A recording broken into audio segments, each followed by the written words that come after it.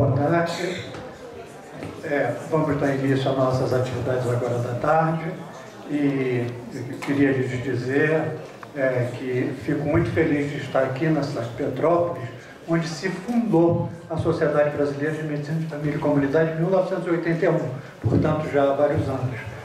Muito feliz também porque estamos no 3º Congresso da Associação de Medicina de Família e Comunidade do Rio de Janeiro, que traz agora um tema bastante instigante, falando sobre a qualidade da atenção primária, da saúde da família, a qualidade da saúde da família em nossas mãos.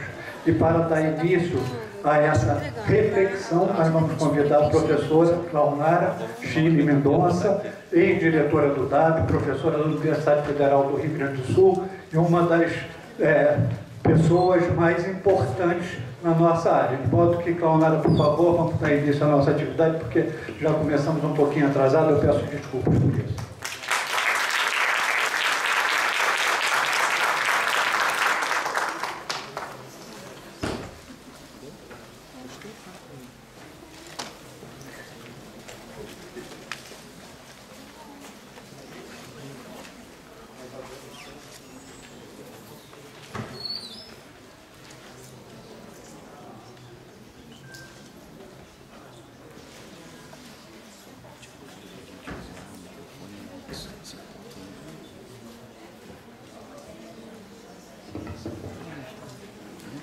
Posso usar esse?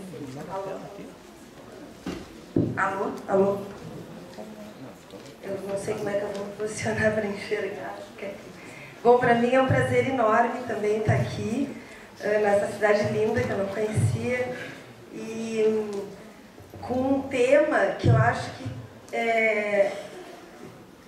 que é parte, né, do que a gente conseguiu fazer ao longo desses anos, que fortaleceu as decisões, eu acho, no campo da política, das pesquisas, da universidade, que é a gente ter escolhido um modelo, né, de fazer atenção primária no Brasil e ir atrás de evidências para a gente conseguir convencer, né, porque quando a gente é contra-hegemônico, a gente tem que estar sempre convencendo os pares de que se está no caminho certo, de que sim, tem muitos desafios, mas que tem muita coisa conquistada, né, e construída. Então, é um prazer para mim, assim, eu fiquei muito feliz de estar fazendo, na verdade, uma reavaliação, né, de apresentações antigas, e também porque eu fiz essa revisão no capítulo do Tratado de Medicina de Família, que é esse mundo, né, de evidências que a gente tem de impacto já na saúde das pessoas, né.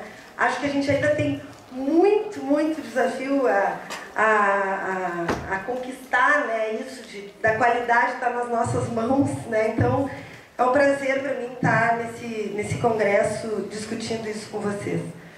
Eu vou dividir então em alguns aspectos, né, dessas evidências e desses resultados. Na morbimortalidade, né, então estudos que mostraram redução da mortalidade, principalmente infantil, foram os primeiros estudos de impacto que a gente teve no Brasil. De morbidade, que são todo o estudo que teve já há vários anos das internações por condições sensíveis, a redução das internações hospitalares em relação disso com saúde da família. Um resultado na redução das iniquidades, né? Na verdade, o Saúde da Família ele cresceu nos municípios mais pobres e, portanto, a gente, desde o início, né, a gente conseguiu atender, né, a um dos princípios do sistema de saúde, que é distribuir bem os recursos, né? Resultados, então, no acesso, na utilização, na satisfação das pessoas.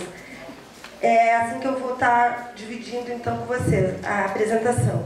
A primeira questão importante é que nós tínhamos, na década de 90, pouquíssimos estudos de atenção primária no Brasil, né? E saúde da família, obviamente, também muito poucos. Então, o Erno, na época, tinha feito uma revisão, né, comparando com o tamanho da população, enfim, que a gente tinha 1,7, né, publicações para cada 1 milhão de habitantes, enquanto o Reino Unido, na mesma época, tinha 51,3. E o Luiz Fernando depois também fazendo uma revisão, né, que mostra o aumento das publicações na área, né, publicações brasileiras, né, na verdade não só feito por brasileiros, mas sobre o Brasil, sobre a saúde da família, que essas publicações e essa busca de evidências, elas foram crescendo como foi crescendo a estratégia de saúde da família no Brasil.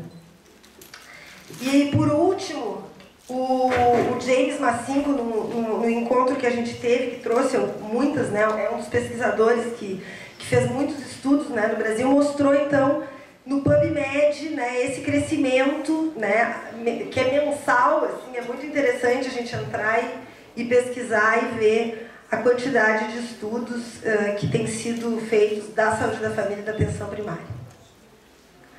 Vamos aos resultados, então. Bom, o mais clássico, né, estudo que a gente começou a trabalhar, impacto mesmo na redução da mortalidade, foi um estudo que foi feito com a cobertura estadual do Saúde da Família, inclusive no estado do Rio, que mostra que a cada 10% de incremento do Saúde da Família, reduzia-se a mortalidade infantil em 4,5%, que essa redução ela era mais importante, a presença da saúde da família era mais importante do que várias outras variáveis que também influenciavam a mortalidade infantil, como esgoto, saneamento, leitos hospitalares, saneamento básico, renda familiar, etc. E nesse estudo, a presença da saúde da família só perdia para a redução da mortalidade infantil para o analfabetismo, né, materno, a escolaridade materna. Eu acho interessante também que esse estudo ajudou quando, anos depois, né, nós no Ministério fomos discutir o pacto da redução da mortalidade materna e infantil, nós utilizamos exatamente esse estudo para pactuar o governo federal com cada um dos estados, que foram os estados do Norte e do Nordeste, o aumento, né, o crescimento da saúde da família e a expectativa dessa redução da mortalidade infantil. Você sabe que a mortalidade infantil e materna está regionalizada, né, no país, ela não é de todo o país. Então, se a gente conseguisse esse aumento, esse incremento da saúde da família, a gente reduziria e, de fato, né, o Brasil vai alcançar 3 anos antes as metas dos objetivos do milênio. Quando a gente olha os tipos de mortalidade, também tem redução na infantil geral, na pós-neonatal, de 0,6, e, bem importante, acima de 1 na taxa de mortalidade por diarreias. Depois a Rosana Aquino, da UFBA, estudou a mortalidade infantil também, mas aí ela fez clusters de municípios de acordo não só com a cobertura da saúde da família, mas com o tempo da saúde da família nos municípios, né, que ela chamou de saúde da família já consolidado, intermediário, incipiente. E, obviamente, ela encontrou uma redução da mortalidade infantil importante e maior nos municípios mais pobres. Né? Quer dizer, mesmo, né, em situações socioeconômicas ruins, desfavoráveis, ainda assim a presença da saúde da família tinha uma redução que era, nesses com baixo IDH, uma redução de 22% no período que ela estudou. O que reforça também a questão da equidade, né? Nesse estudo também eles viram uma coisa muito importante, que é um indicador indireto, vamos dizer assim, de qualidade, né? É morte de crianças por causas mal definidas, né? Hoje em dia é inadmissível uma criança morrer de uma causa desconhecida. Então, causa mal definida significa falta de acesso a serviços de saúde, né? Então, também uma redução muito importante de mortes em crianças por causas mal definidas. A maior cobertura também reduz a mortalidade por diarreia e infecções respiratórias, né? Ela atua exatamente na pós-neonatal, naquilo que é específico da atenção primária, né? E essa questão da mortalidade infantil não é só nos estados do Norte e Nordeste com os maiores índices de mortalidade infantil. No Rio Grande do Sul, o meu estado, a 3ª pior cobertura da saúde da família no Brasil, mas também teve um estudo recente, de 2009, que mostrou que o acréscimo de 10% da cobertura de saúde da família no estado estava associado a uma redução de 1% da mortalidade infantil, mesmo num estado que tem uma taxa de mortalidade infantil baixa. A questão da morbidade. Em 2000, agora já não sei mais as datas, 2006, 2006, eu acho, não me lembro agora, a gente publicou uma portaria, né, do que nós considerávamos as internações por condições sensíveis à atenção primária, né? É um indicador de morbidade hospitalar, mas que muitos países utilizavam como indicador indireto da efetividade da atenção primária. Só que as listas dos outros países eram muito diferentes das brasileiras, do que seria a lista brasileira. Então nós criamos uma lista brasileira, enfim, teve consulta pública, etc. E duas universidades, a UFBA e a Universidade Federal de Minas Gerais, passaram a estudar, né, as séries históricas, enfim, das internações por essas condições, em adultos, em crianças, com vários recortes. O importante é que no Brasil, né, de 99 a 2006, que foi o primeiro recorte que se fez, as ICSAPs, né, como a gente chamou, tiveram uma redução de 20%, que era o dobro, na verdade, do restante das internações não sensíveis, né? Então, as internações no Brasil, elas reduziram de uma maneira geral, mas as sensíveis reduziram 2 vezes mais que as demais. E aqui a distribuição por estados, né, e num comparativo no início, né, em 1999 a 2007, uma redução, né, importante que houve em todos os estados da federação. E aí tem muitos estudos, né, nesse sentido, que ela é maior, né, em adultos, idosos e onde tem o saúde da família, que é essa linha azul potente, né, com alta cobertura. Aqui é um recorte de condições crônicas, né, de doenças crônicas, que são algumas sensíveis à atenção primária, como diabetes, hipertensão, DPOC, asma. Então, uma redução importante também, e é bem interessante que na diabetes, por exemplo, ela foi mais demorada a redução, no início ela aumentou e depois é que ela começou a reduzir, né? E até fazendo avaliações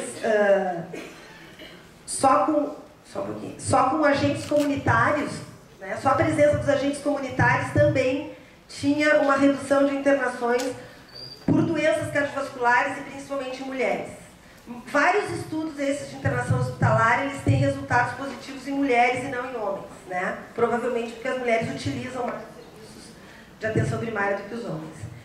E aqui também uma questão que não é de internação sensível, mas como eu ia falar do agente comunitário, teve esse estudo que é da Global Health Workforce Alliance, que comparou países do mundo que tinham algum tipo de trabalhador social, né? Vocês sabem que isso é muito diferente, né, nos países. Tem muitos países da África, da Ásia, que o trabalhador social ele não é remunerado, né, é voluntário, vinculado, enfim, a coisas religiosas, etc. Então, nesse estudo, o Brasil recebeu a maior nota, digamos assim, né, da presença dos atributos, né, do trabalho do agente comunitário, comparando, né, com todos os outros países. Inclusive, a nota máxima era 36, a gente viu 34, por um motivo até que a gente nem julga que era importante, que eles consideravam se a pessoa podia subir de carreira, digamos assim. Ele entrava como trabalhador social e podia virar um técnico de enfermagem, por exemplo. E isso, para nós, não é considerado um valor, a gente não quer. É uma profissão, e, portanto, ele deve se manter como agente comunitário qualificado, né? Aqui um gráfico semelhante, né, das internações por doenças crônicas e, de novo, sempre, né, um aumento muito maior onde, onde tem maior pobreza, né, nesse caso, os quartis de pobreza e dos municípios têm impacto maior. A orientação para a equidade. O César Victor, nessa discussão das metas, dos objetivos do milênio, etc., eles fizeram vários estudos de políticas públicas, né, e o impacto, né, delas na saúde das pessoas, da população. Então, eles compararam a estratégia de saúde da família com o Programa Nacional de Imunização e o Programa Nacional de Atenção ao Pré-Natal, né, ao pré-natal adequado. E eles encontraram que a saúde da família, isolada, digamos assim, era a que tinha maior impacto, né, na verdade, na focalização, né, as pessoas com piores condições socioeconômicas. E a PNAD mostrou isso, né, quando a gente não faz pesquisa dentro do centro de saúde, mas na população geral, que os que têm menor rendimento, que são essas barras azuis, até 1 a 2 salários mínimos, que é o do meio ali, essas pessoas utilizam, né, procuram o mesmo serviço, e esse serviço é um posto ou um centro de saúde, diferente da população que tem mais recursos. E o mesmo se dá para a escolaridade, né? Nesse caso, a escolaridade está junto com a baixa renda, né? Então, pessoas com menor escolaridade, com menos de 3 anos, têm saúde da família como sua referência. Esse estudo, eu sou autora dele, do meu mestrado, foi feito em Belo Horizonte logo depois da implantação do Saúde da Família, macro implantação em 2002, e eu queria ver as internações por condições sensíveis, né, se tinham reduzido com a implantação da Saúde da Família naquele município. E o maior impacto, né, teve redução, enfim, mas a coisa mais importante que esse gráfico representa é que a linha vermelha lá de cima eram as mulheres mais pobres, que saíam das mais altas taxas de internações, 250 por 10 mil, e foram as que tiveram a maior redução dessas internações. Como a análise estatística arreta, né, o resultado, né, dessa análise, se a gente imaginar os anos, né, que são a linha horizontal, alguns anos mais, até 2010, por aí, até o que a gente estaria hoje, a ideia é que aquela linha vermelha se equipararia à linha verde aqui de baixo, né? Então, mostrando também a importância, né, na redução das desigualdades, ou seja, as mulheres de Belo Horizonte mais pobres teriam a mesma chance de internar por essas condições que as dos bairros mais ricos, né? E a outra coisa muito importante, que é essa coisa de a qualidade está nas nossas mãos, né, é que o fator, né, de todos os que eu estudei para a redução da internação era a presença do mesmo médico nas equipes. Se a cada ano que passava, né, dos 4 que eu estudei, o mesmo médico permanecia na mesma equipe, isso representava uma redução de até 11 por 10 mil internações em mulheres. Em homens é um pouco menor, mas também foi importante. Tem alguns resultados também indiretos, assim, né? Quando o Erno aplicou o PCA-TU em Porto Alegre já há bastante tempo, em 98, acho que foi, ele encontrou que quando ele avaliava a raça, cor nas crianças, no Saúde da Família, as crianças negras tinham a mesma qualidade das brancas nos indicadores do PCA-TU, o que não acontecia nas unidades básicas tradicionais, inclusive cujo cuidado da criança era feito por pediatras. E o Pittini, que é da turma lá do Facchini de Pelotas, quando fez os estudos do Linha de Base, que estudou todos os municípios com mais de 100 mil habitantes da região norte, nordeste e sul do país, ele encontrou a questão dos idosos, né? Os idosos frágeis, que tinham mais dificuldade de acesso, de mobilização, etc., eles eram atendidos, né, pelas equipes de saúde da família, mais do que no modelo tradicional. E aqui os economistas, né, o Reis e o Rocha, que são da UFRJ, que têm estudado, feito análises econométricas de indicadores dos municípios, e um deles que é muito interessante é que eles compararam a qualidade de saúde de irmãos, né, o mais velho sem saúde da família e o mais novo já com a saúde da família, com o resto das condições semelhantes, né, da mesma habitação, mesmo pai, mesma mãe, enfim, e eles encontraram uma relação de qualidade, né, melhor dos irmãos que nasceram depois da saúde da família. A questão do acesso e da utilização. Esse foi um estudo de base populacional que a gente fez no Brasil, que ainda até nem está tão divulgado, né? Foi o Facchini que coordenou, que a gente chamou Aquaris. Na verdade, vocês conhecem os cubos do White, né? Que é o inglês que mostrava numa população em geral, de cada 1000 adultos, 700 têm sintomas, 250 consultam e 1 interna. Né? Então, na verdade, o White brasileiro, né? Esse Aquaris que a gente fez. A gente fez um estudo de acesso e utilização dos serviços de saúde no Brasil, com um recorte idoso, adulto e criança. E aí, esse gráfico está comparando o que a gente encontrou no Brasil com os achados do White, que é o roxinho, e do Green, que é o americano, depois que fez com dados secundários. Os dois estudos do White e do Green são com dados secundários. O nosso não, foi primário, foi perguntado na casa das pessoas isso. O que eu queria chamar a atenção é que, de uma maneira geral, a população brasileira aumentou enormemente o acesso a serviços de saúde. As pessoas não têm dificuldade de acessar serviços de saúde quando tu pergunta isso na casa delas, quando necessário.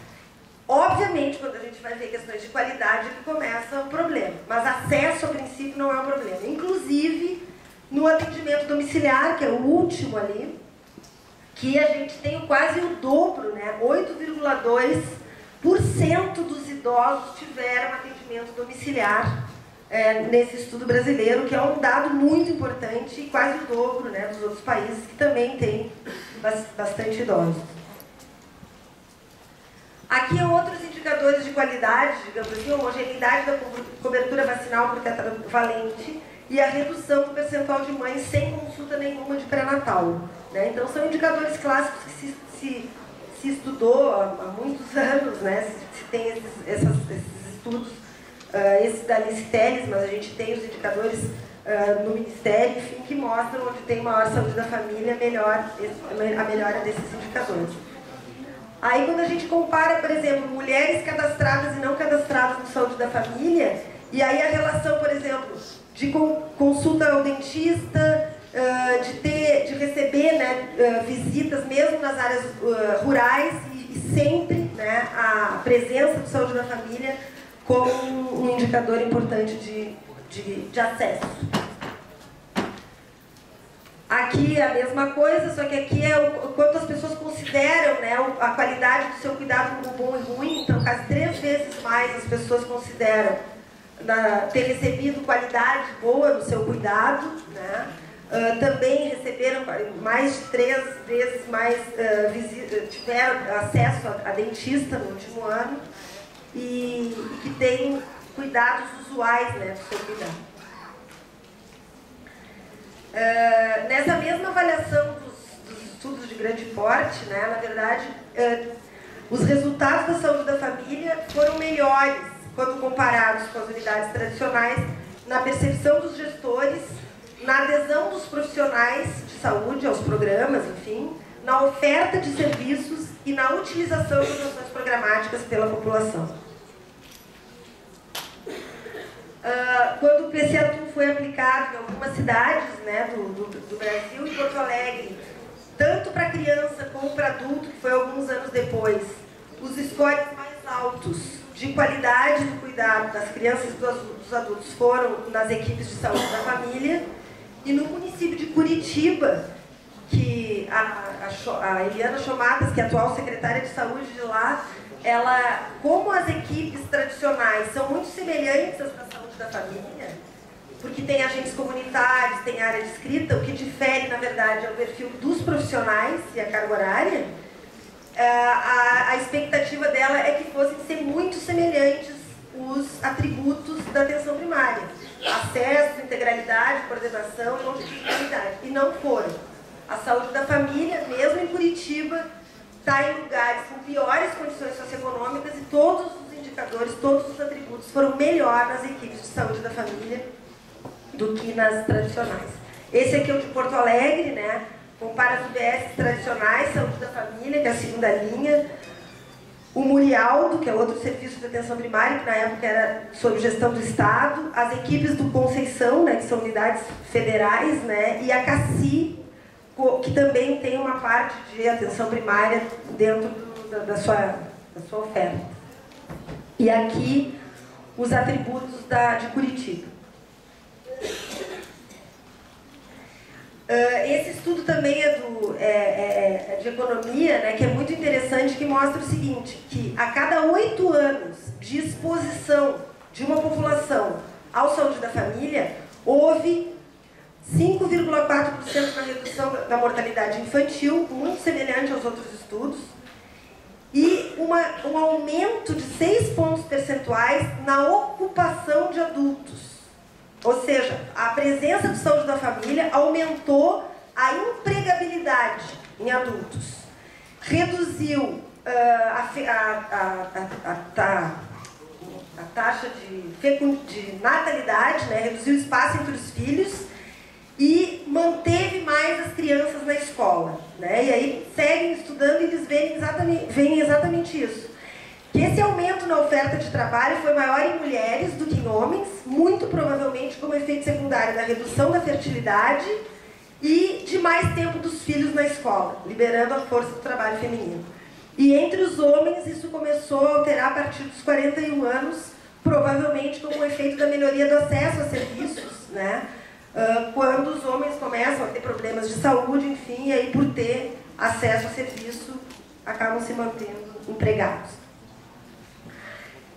Esse é um estudo do Banco Mundial, ele é antigo, mas só para mostrar que se a gente gasta no lugar certo, né, a gente tem uma economia, tanto financeira como econômica mesmo, porque os custos para uma mesma doença são completamente diferentes, hospitalares ou em atenção primária.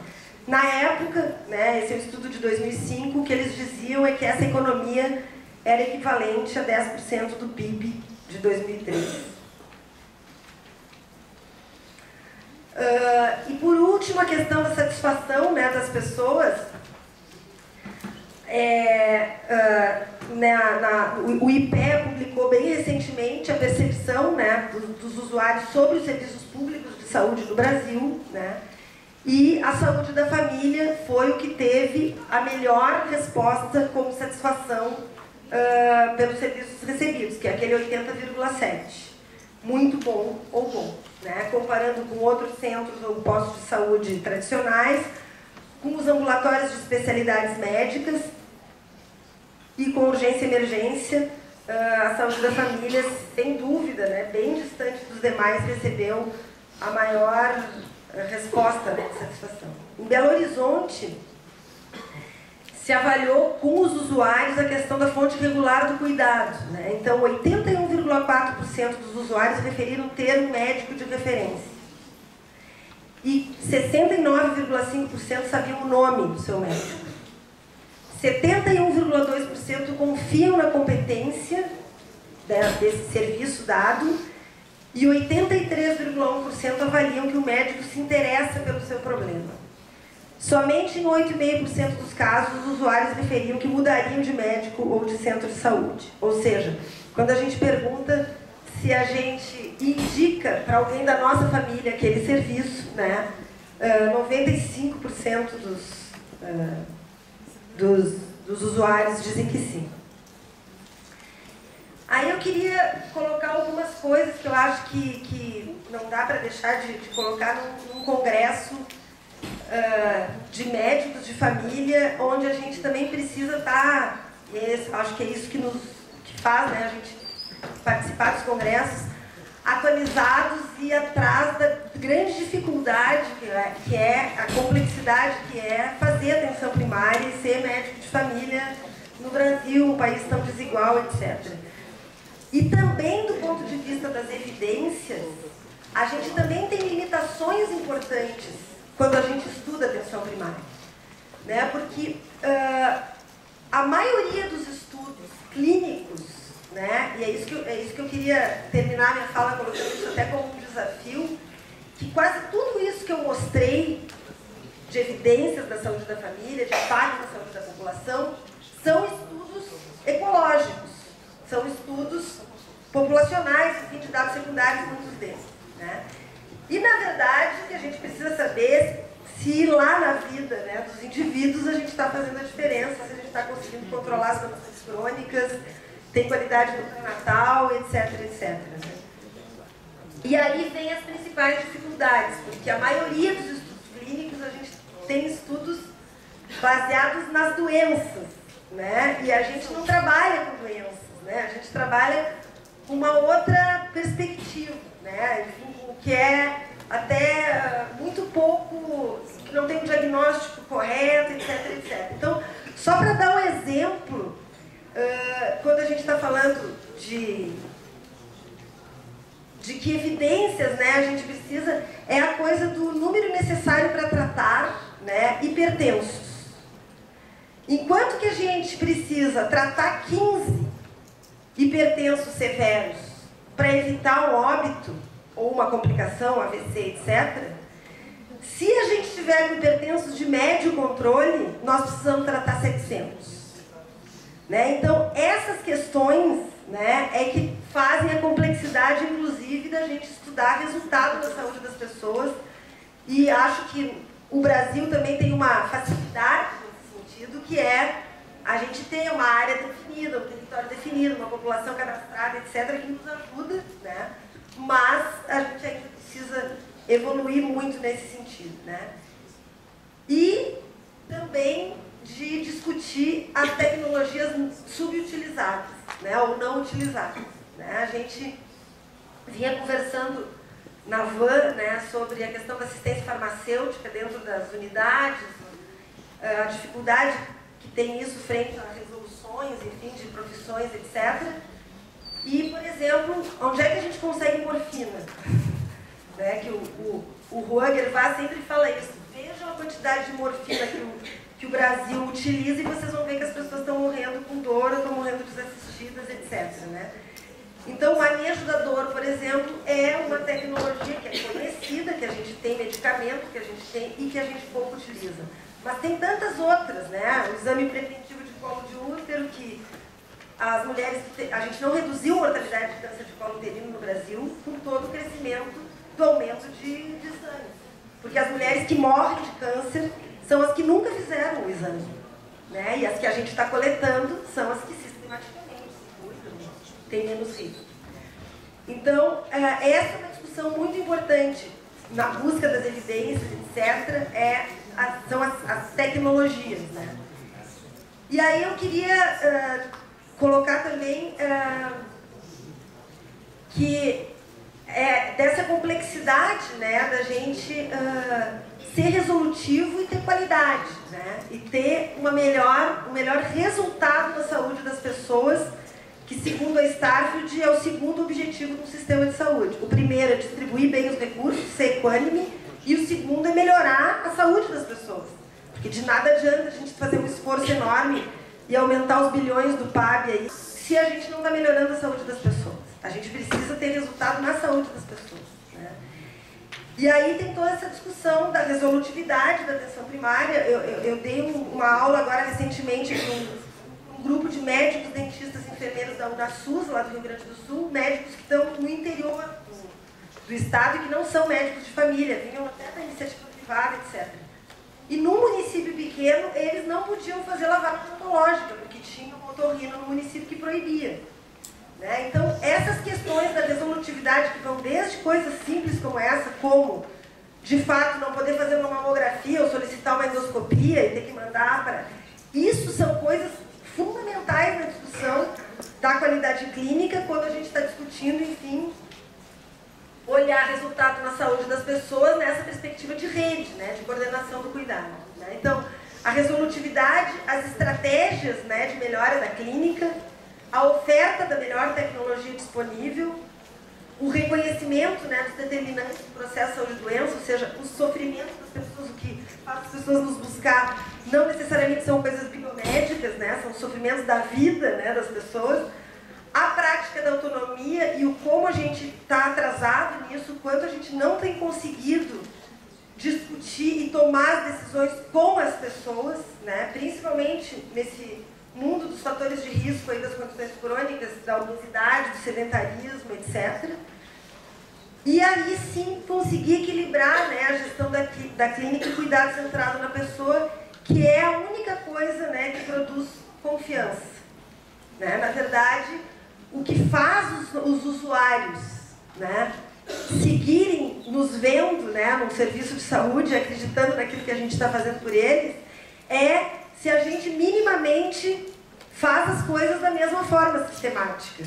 Se a gente, para cada problema parecido, a gente não vai fazer uma coisa diferente. E isso é que gera confiança. E eu acredito que é isso que a gente precisa buscar, né, para, enfim, vencer o paradoxo. Eu gosto sempre de terminar minhas apresentações com essa discussão, que é a gente vencer o paradoxo de que nós, os trabalhadores do sistema de saúde, os formadores de opinião, gestores, professores universitários, etc., não utilizamos o sistema que a gente defende, que a gente trabalha nele. Né? E aí, para isso acontecer, para a gente ter a população satisfeita, né, com o serviço que recebe, a gente precisa estabelecer essas questões do acesso e da qualidade, né? Viu aí a efetividade do cuidado clínico, as pessoas recebem o que elas precisam quando elas precisam, e a efetividade da relação interpessoal, que é todas essas tecnologias de comunicação que a gente precisa, inclusive as novas, né? Internet, telefone, etc., mensagens, que a gente precisa estar atuando, né, sobre elas. E só assim, uma população satisfeita com os serviços que recebem, é que a gente vai poder ter uma sociedade defendendo, né, um sistema público de saúde, defendendo recursos para ele e defendendo um modelo, né, de atenção primária, de saúde da família, de médico que o cuide, né, e que seja para toda a população brasileira, independente do lugar onde ela está, da cor, né, do estado, do sotaque, etc. Então era isso, muito obrigada, espero ter contribuído.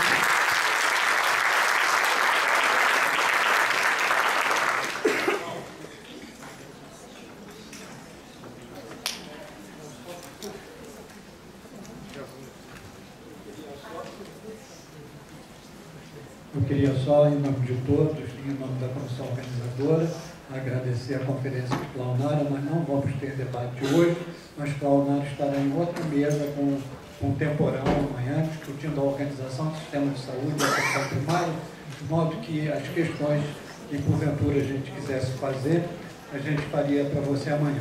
Então, agradecendo, você faz jus ao certificado de participação no Congresso. Muito obrigado. E parabéns pela conferência.